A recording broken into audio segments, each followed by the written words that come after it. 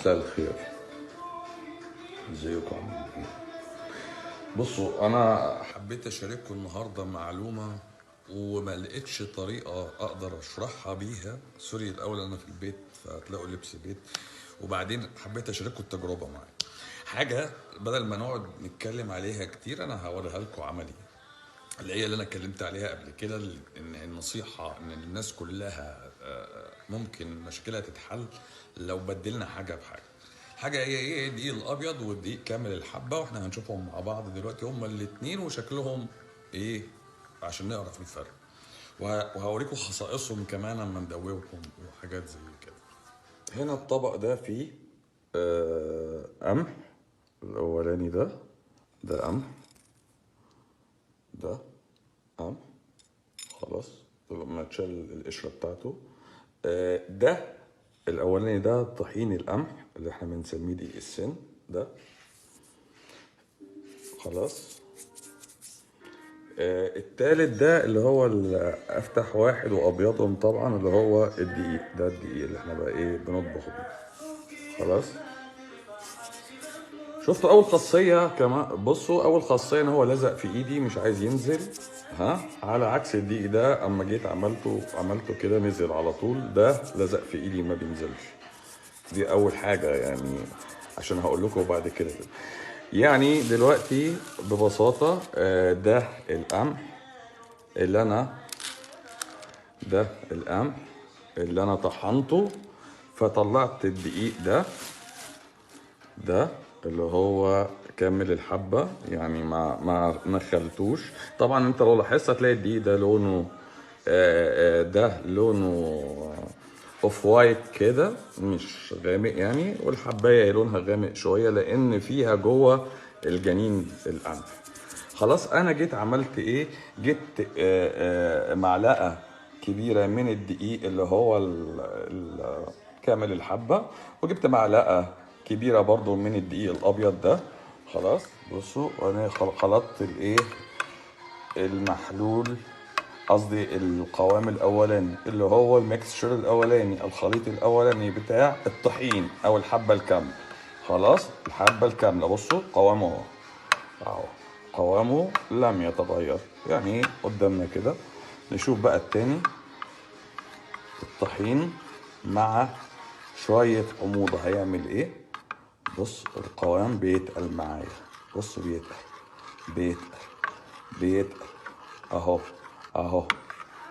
بص، اللي شاف معايا الفيديو من اوله هياخد باله. بص اهو، القوام عمال يتقل وبيزيد قدرته اللاصقة اهو، بيكمل خيط كامل اهو.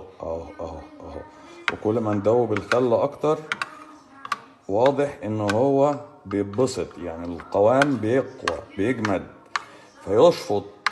يعني واضح ان هو بص اهو لزوجته بتزيد. لكن هنا بص لم يتغير اهو. يعني مكان حموضة المعدة على الدقيق الكامل ما بتعملش حاجة، لكن على الدقيق اللي هو الابيض الصافي اللي احنا بناكله في العيش البلدي اهو، بص قوامه بيزيد، لزوجته زادت. هنجرب بصبعنا الحركة اللي عملناها اهي. اللي احنا شفناه من شوية ده كان عبارة عن ايه؟ اختبار لقوة القدرة على الالتصاق للعجين. العجين الاولاني ده كان عجين اللي هو دقيق الصافي النقي الابيض اللي احنا بناكله كل يوم، اللي هو بناكله في الدقيق في العيش البلدي.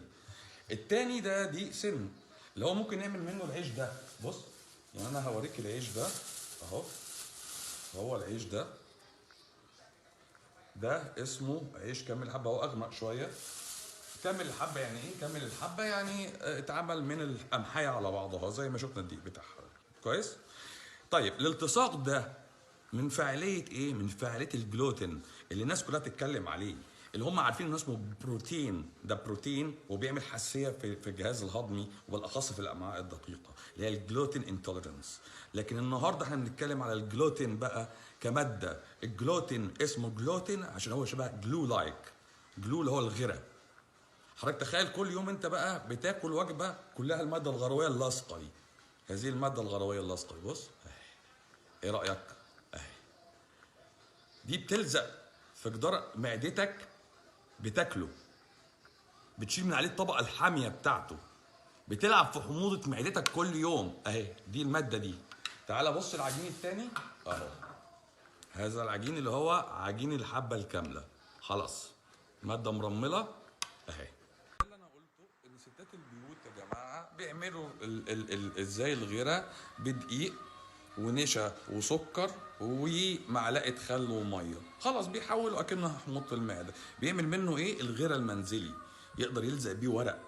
خلاص، فتخيل انت الماده دي بتعدي على جدار معدتك بتكحت فيها، وجدار امعائك بتكحت فيها وتعمل لها التهاب وتثير جهاز المناعه، وبنسميها بعد كده جلوتين انتولرنس، او بعد كده في المراحل المتطوره منها والمتاخره منها بنسميها سيلياك ديزيز.